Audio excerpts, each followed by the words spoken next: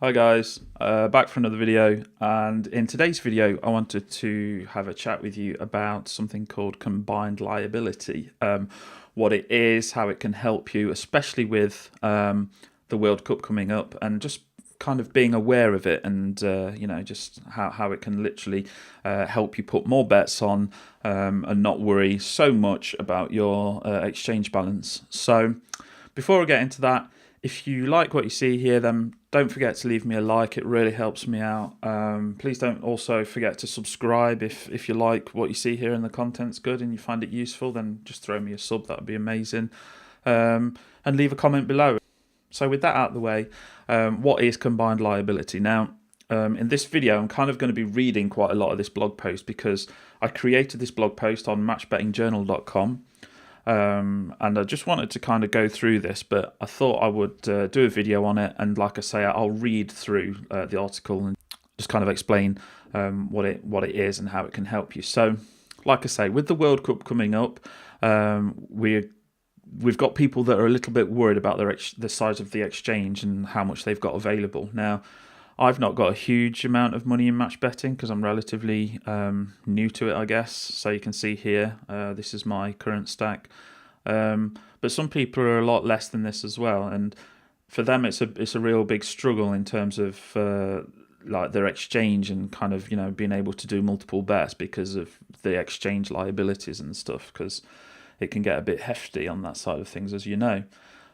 So I'm going to explain what combined liability is and how it can help. So what it basically means is that you're sharing your liability across your bets. So if you've got, say, an England versus Tunisia game.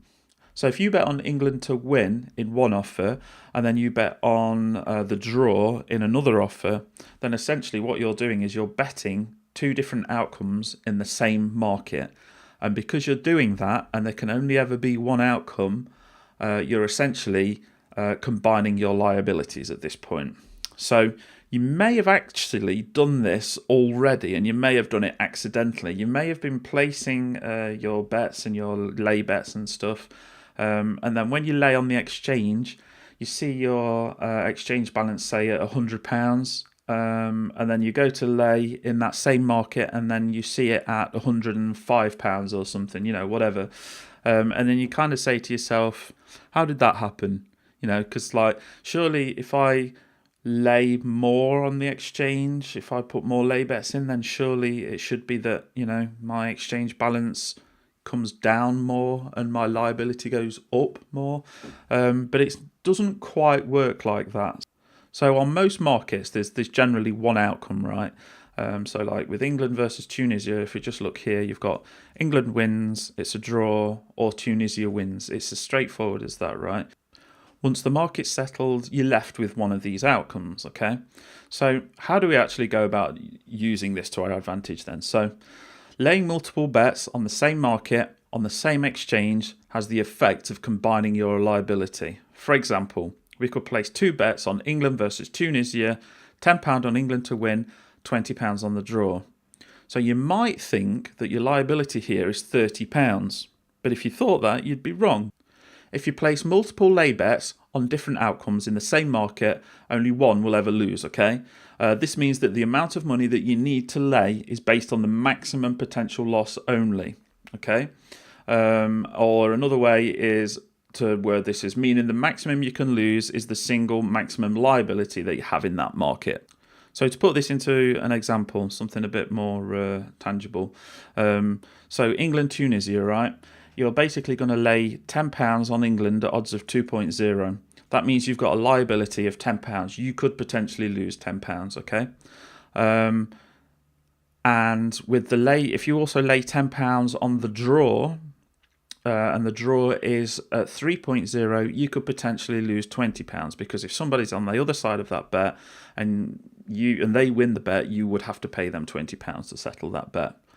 So the potential loss here isn't 20 plus 10 equals 30. That isn't what the liability is here, because only one of these events can happen.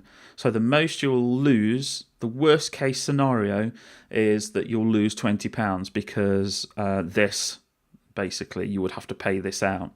Now, being aware of this concept purely on its own is something that a lot of people don't actually think about, and I think it will help you when you consider how much you want to put into one particular market, or whether you can kind of combine these different offers to not hammer your exchange quite so much. So one thing also to think about is that there's a little bit of a bonus here. So since only one outcome can actually happen in this example above, the most you can lose is £20, like we've already said. So, so you go, okay, I can only lose £20. But because only one outcome is possible, it also means that you would win this one. So if you won that one, that means you would win £10. So you should deduct that from your original liability of £20. So in actual fact, the liability here would be £10. So that's what we mean by combining liabilities. It's the idea of placing a ton of bets all in the same market with different outcomes.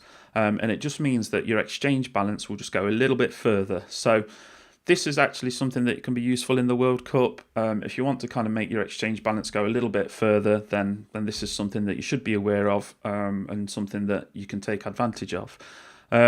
Now, if this video has not made much sense, or my explanation is a bit terrible, then just read this article. I'll leave a link down below. It will make much more sense to you.